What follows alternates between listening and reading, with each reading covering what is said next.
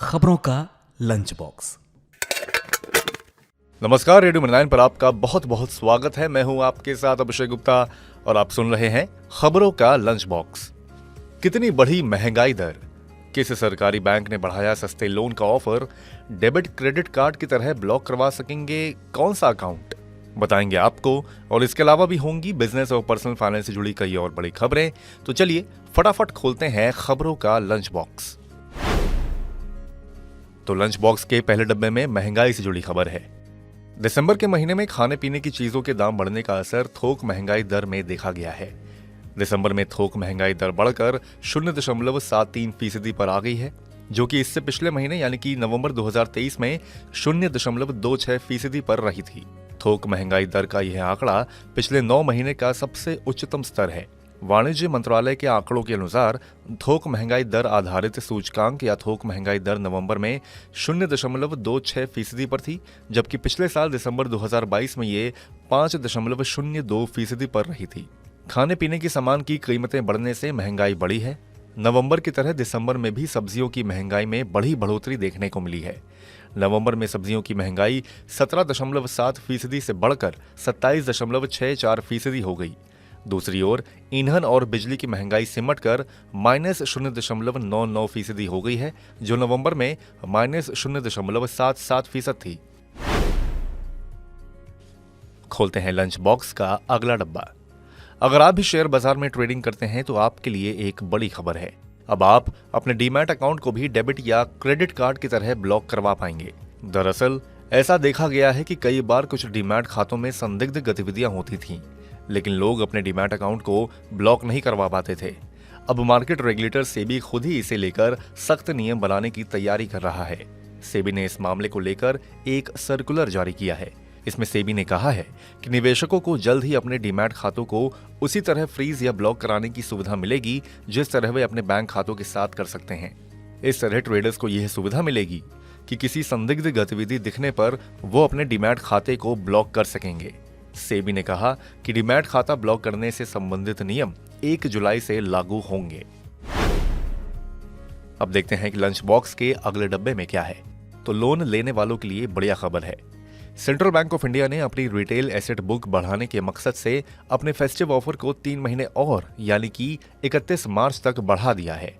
इससे पहले यह ऑफर 31 दिसंबर 2023 तक था। सेंट्रल बैंक ऑफ इंडिया के जनरल मैनेजर विवेक कुमार ने कहा कि बैंक इस अवधि में ग्राहकों के लिए कम ब्याज दर, प्रोसेसिंग फीस में छूट और अन्य सुविधाएं दे रहा है। वहीं सेंट गृह लक्ष्मी स्कीम और सेंट बिजनेस स्कीम पूरे उद्योग में सबसे कम ब्याज दर की पेशकश कर रही है, जो 8.35% से शुरू होती है। अगले 4 सालों में यानी कि 2027 तक समृद्ध भारतीयों की संख्या 100 मिलियन यानी कि 10 करोड़ के पार हो जाएगी। गोल्डमैन सैक्स की रिपोर्ट में यह बात कही गई है। दुनिया में केवल 14 देश हैं जिनकी आबादी 100 मिलियन से ज्यादा है। वहीं भारतीय, जो पहले से ही कंज्यूमर एंड वेल्थ क्रिएशन में बदलाव के लिए जिम्मेदार हैं, वे लग्जरी गुड्स को लेकर शेयर मार्केट, एसयूवी से लेकर ज्वेलरी तक और अन्य कई चीजों पर और भी बड़ा प्रभाव डालेंगे। गोल्डमैन सैक्स की report the rise of influential India में यह बताया गया है कि भारतीयों की हर साल $10,000 से ज्यादा की इनकम है और करंट एक्सचेंज रेट्स 8.3 लाख रुपए है। रिपोर्ट में इसे समृद्ध के रूप में परिभाषित किया गया है। गोल्डमैन के एनालिस्टों का कहना है कि इस क्लास यानी कि वर्ग की संख्या वर्तमान में 60 मिलियन यानी कि 6 करोड़ है, लेकिन 2027 तक 67% की भारी ग्रोथ के साथ यह 100 मिलियन हो जाएगी। अब आईटी में जॉब करने वालों के लिए ज्यादा अच्छी खबर नहीं है। पिछले कुछ सालों के ट्रेंड से पता चला है कि देश की सबसे बड़ी आईटी कंपनियों में नौकरियां तेजी से कम हो रही हैं।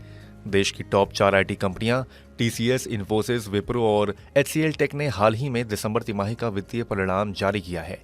चालू वित्त वर्ष की तीसरी तिमाही आईटी कंपनियों के लिए खास नहीं रहा। सबसे बड़ी आईटी कंपनी का मुनाफा जहां मामूली बढ़ा है, वहीं इन्फोसिस के मुनाफे में कमी आई है। टॉप आईटी कंपनियों ने तीसरी तिमाही के वित्तीय प्रदर्शन के साथ रोजगार से जुड़ी जानकारियां भी दी हैं। कंपनियों के आंकड़ों के अनुसार टॉप 4 आईटी कंपनियों में नौकरियों में 50,000 से ज्यादा की बड़ी गिरावट आई है। सबसे ज्यादा चिंता की बात यह है कि सबसे बड़ी आईटी कंपनियों के हेडकाउंट में इतनी बड़ी गिरावट महज 1 साल के अंतराल में दिखी है। इसी के साथ हम लोग आ गए हैं लंच बॉक्स के आखिरी डब्बे में।